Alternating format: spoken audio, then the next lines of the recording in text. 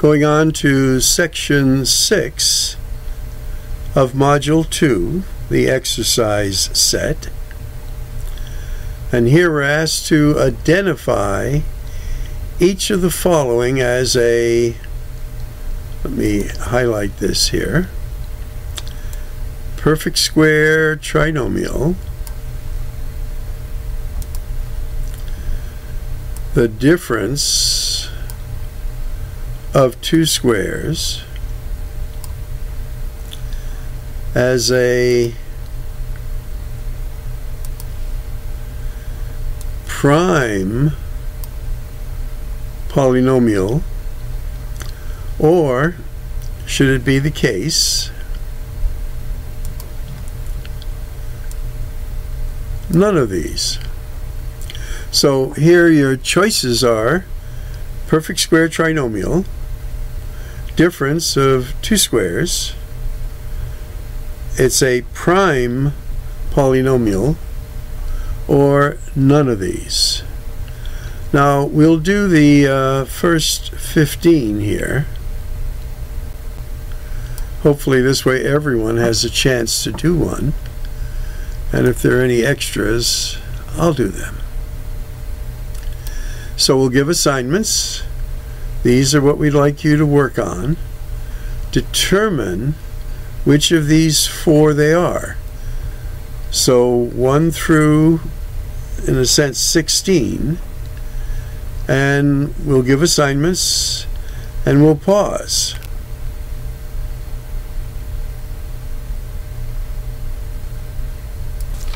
Now, what I'm going to do for this is to use a number system so that the perfect square trinomial will be a number 1. Difference of perfect squares is number 2. Prime polynomial is 3. And none of these is 4. So as we look at these, you can check your answers. And why is it prime or none of these? Well, as we look at these first one, and this is a perfect difference of perfect squares. There's a negative, there's a perfect square, and a perfect square. Now this will factor into its conjugates. Now this one, since it's a perfect square trinomial, will factor into something that is squared. And the same thing here. And this is a perfect square, and this is a perfect square. Now for this one, for number 4, it's not any of these, and it's not prime. It could be factored. Remember, this is a perfect square, but this isn't. That's why it's none of these. Now here, when we look at this, this is not factorable. So if something is not factorable, this is the sum of perfect squares. The sum of perfect squares is not factorable. Therefore, it is prime.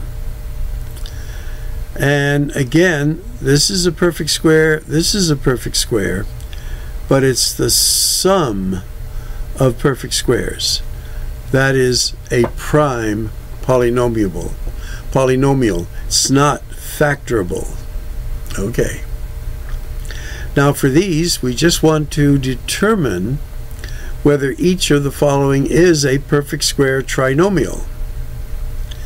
Well, some of the rules, or all of them, would be the first term has to be a perfect square, the last term is a perfect square, and then the square root of 1 is 1, the square root of 81 is 9, 1 times 9 is 9, and if you double it, you get 18. So this one checks out.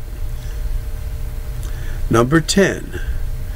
The square root of 1 is 1. The square root of 64 is 8. 1 times 8 is 8. Double it, you get 16. Okay. Now here, the square root of 1 is 1. The square root of 5 is 5. You multiply it, you get 5. Double it, 10. So this looks like it might, but in order to get a 10, both of these must be negative. And when you multiply a negative times a negative, our third term always has to be a positive. So that's why this isn't a perfect square trinomial. And for this one, the same thing. Because of this negative, everything else would check. There's a 1. Square root of 49 is 7. Double it, you get 14. But you don't get a negative 49. To get that middle sign, both of these would have to be negative. That's a negative 7. Double it, you would get a negative 14. But then doubling it, squaring it, you would get a positive. Okay. So let's go on to these here. Again, the square root of 9 is 3. This is 1. That's 3. Doubling it would give you a 6 here. So that's why it's not a perfect square trinomial. Here, the square root of 1 is 1. This is 2. 1 times 2 is 2. Double it is 4. That's why this is a perfect square trinomial. Now, this one's a little tricky, because notice it's not in standard form. This is the first one that wasn't, so you rewrite it. 9x squared minus 30x plus 25. Take the square root of 9, you get a 3. Square root of 25, you get a 5.